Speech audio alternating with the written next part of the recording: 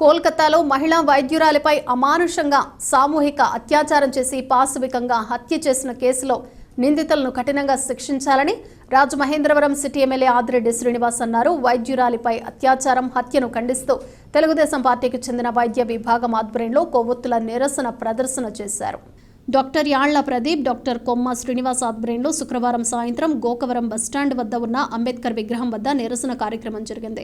ఈ కార్యక్రమానికి హాజరైన ఎమ్మెల్యే శ్రీనివాస్ వైద్యురాలి మృతికి చింతిస్తూ సంతాపం వ్యక్తం చేశారు. అనంతరం ఆయన మాట్లాడుతూ ప్రత్యేక కోర్టు ఏర్పాటు చేసి సిబిఐ ఆధ్వర్యంలో త్వరితగతిన నేర పరిశోధన పూర్తి చేసి నేరానికి పాల్పడిన వారిపై కఠిన శిక్షలు పడేలా చూడాలని, ఆసుపత్రుల్లో డ్యూటీల్లో ఉన్న వైద్యులకు వైద్య సిబ్బందికి తగిన రక్షణ కల్పించే వ్యవస్థను ఏర్పాటు చేయడానికి ప్రయత్నం చేస్తామని, ప్రత్యేక రక్షణ చట్టాలు కేంద్ర స్థాయిలో తీసుకురావాలని, ఆంధ్రప్రదేశ్ రాష్ట్రంలో ఉన్న వైద్య సిబ్బందికి రక్షణ చట్టాన్ని సవరించి కఠినతరం చేసేలా మాట్లాడతామని అన్నారు. ఈ కార్యక్రమంలో డాక్టర్లు చలమూరి తులసి మోహన్ రావు, డాక్టర్ గురుప్రసాద్, డాక్టర్ దివ్య, డాక్టర్ రాజశేఖర్, డాక్టర్ సంతోష్, ఇతర వైద్యులు, తెలుగుదేశం నాయకులు, కార్యకర్తలు పాల్గొన్నారు. బాపు గారు అర్ధరాత్రి పూట మహిళ స్వేచ్ఛగా ధైర్యంగా నడవగలిగితే అదే అసలైన స్వాతంత్రం అని చెప్తా ఉన్నారు. మరి డ్యూటీ చేసుకున్న డాక్టర్ హాస్పిటల్లో రెస్ట్ తీసుకుంటా ఉంటే ఇలాంటి సంఘటనలు జరుగుతున్నాయి అని అంటే ఏం చేయాలి? తప్పకుండా దీనిపైన కఠినమైన చర్యలు తీసుకోవాలి. మెడికల్ కౌన్సిల్ కూడా ఇలాంటి సంఘటనలు మళ్ళా పునరావృతం కాకుండా ఏ చర్యలు తీసుకుంటే ఇలాంటి తప్పుడు కార్యక్రమాలు చేయాలనుకున్నవాడు భయపడే విధంగా కాస్త నిర్ణయాలు తీసుకుంటే మంచిదన్నది మా తాలూకు ఆలోచన. ఈరోజు ఇలాంటి సంఘటన జరిగిన తర్వాత ఒకటే అడుగుతా ఉన్నాం, ఏ డాక్టర్ అయినా ధైర్యంగా నైట్ షిఫ్ట్స్ చేయగలుగుతారా? ఎవరికి ఉంటుంది ధైర్యం? వాళ్ళే కానీ మేము వైద్యం చేయలేం, మా ప్రాణాలు మేము అన్నీ కూడా తెగించి మేము చేయలేమని అంటే రోగుల పరిస్థితి ఏంటి? ప్రజల పరిస్థితి ఏంటి? ఎందుకు అర్థం చేసుకోలేకపోతా ఉన్నారో మాకు అర్థం కావట్లా. వెస్ట్ బెంగాల్ లాంటి రాష్ట్రంలో జరిగిన సంఘటన ఇక్కడ వీళ్ళు ఇంపాక్ట్ చేస్తూ ఉంది. తప్పకుండా ఇది ఒక నేషనల్ ఇష్యూ. కేంద్ర ప్రభుత్వం దీని మీద స్పందిస్తుంది.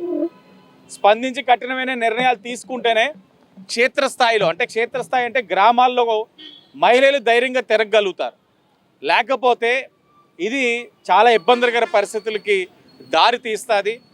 త్వరగతిన నిర్ణయాలు తీసుకుంటారని కూడా భావిస్తూ ఉన్నారు. రాష్ట్ర వ్యాప్తంగా ఈరోజు ఐఎంఏ ఆధ్వర్యంలో కూడా ఎక్కడికక్కడ ర్యాలీలు జరుగుతున్నాయి. ఈరోజు రాత్రి 8:30కి ఐఎంఏ ఆధ్వర్యంలో ఒక భారీ ర్యాలీ ఉంది, క్యాండిల్ లైట్ ర్యాలీ.